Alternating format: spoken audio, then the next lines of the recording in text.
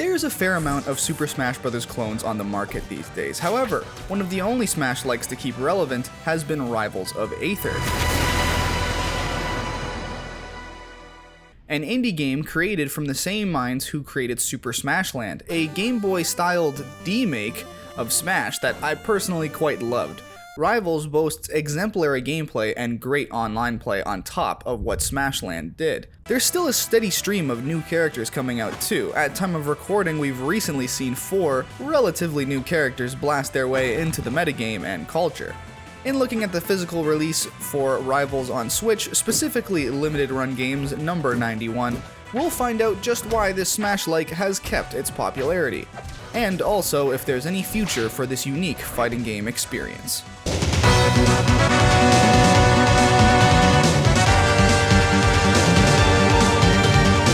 So, it's a Smash clone, but not really. Certainly, yes, it's the DNA of a quote-unquote platform fighter with no health bars, multiple jumps, recovery moves, character death coming from flying or falling off the screen. It's not like most fighting games, but it's sure a whole lot like Smash Bros. But unlike Smash and most Smash clones, it's not just some postmodern crossover game. It's a game with a wholly contained universe.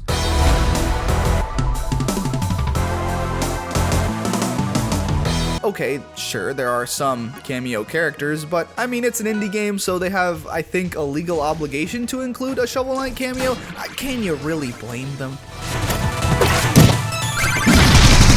Rivals does have a story, with original characters and background histories, but for the most part, it's all window dressing for the fighting game engine. Still, it's worth noting that what is here is pretty good.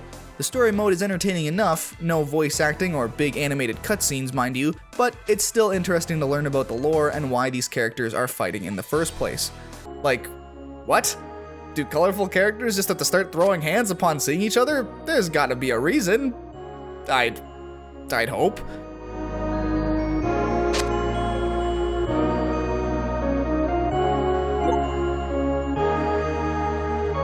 It's a bit of reading some text, but there's a decent world map, nicely drawn still images. The attempts made to create a setting are more than welcome. Playing single player is a decent way to learn the basic fundamentals of how to play Rivals, but to play it really well, there is a bit more that's needed. Sure, obviously it's still very similar to Super Smash Bros., where again, characters don't fight in traditional kinds of arenas. They have wide open spaces where characters die from falling off the ledge or getting slammed off into the edges of the screen. There's platforms to jump on and fall through by pressing down into them, and using them can create unique advantages and or disadvantages. But there's no traditional blocking. It's now a quick counter move that, if timed correctly, leaves your opponent vulnerable. And there's no ledge grabbing either. Instead, you just really gotta make sure that your jumps and recovery get you back onto the stage. To compensate, many characters have very useful recoveries, and wall clinging and wall jumping is much easier to perform. In general, even though you can do advanced Smash techniques like wave dashing, the overall movement of Rivals strikes a healthy balance of the slipperiness of Smash Bros. Melee and the more reined-in movement of modern Smash. In that regard, Rivals is really its own beast. It has its own gameplay nuances to enjoy and learn about as one plays through. The combos many characters have may initially seem familiar, obviously, but once one looks into the true depth of each character, one begins to realize that there is far more opportunity for creativity and flow than one might initially assume.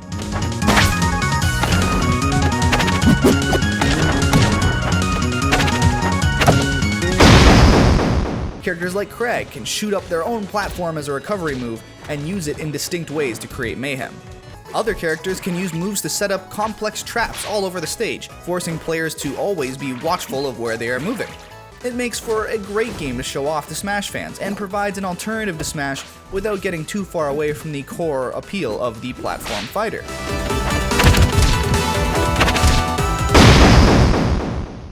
Taking a look at the actual release box, specifically just the standard limited run release, we can even see some of the non-initial release characters showing up on one of the covers. The overall artwork is pretty great. The trading card and small instruction booklet are very nice too, providing some great character illustrations and overall graphic design. It's even got a fun alternative cover almost mimicking the shot from Super Smash Bros. Brawl on Wii, where the whole cast is looking off into a sunset from a cliffside. Overall, the release is full of great touches like this that make it worth owning in this way, at least in my opinion. Who doesn't like a nice holographic card of Maple? I don't even play Maple all that much, but I do love the character design. The instruction booklet also gives more extended details on the characters too, helping build out the lore even further. Overall, Rivals of Aether is a stellar game, and honestly, one of the only platform fighters I can stand to play beyond Smash. It's a love letter to Smash, while also being its own unique beast. If you enjoy fast, fun, fluid gameplay in your fighting games, I can't recommend Rivals enough. And again, a great way to own it is with the Limited Run Games Edition. And also, just to know, there's actually going to be more Rivals of Aether in the future. It looks like the developers are making a sequel game with full 3D graphics. We'll see if that turns out, because at time of recording, I don't know. It looks pretty cool though. I'm excited to see where this franchise goes in the future. I'm just down for more Rivals of Aether.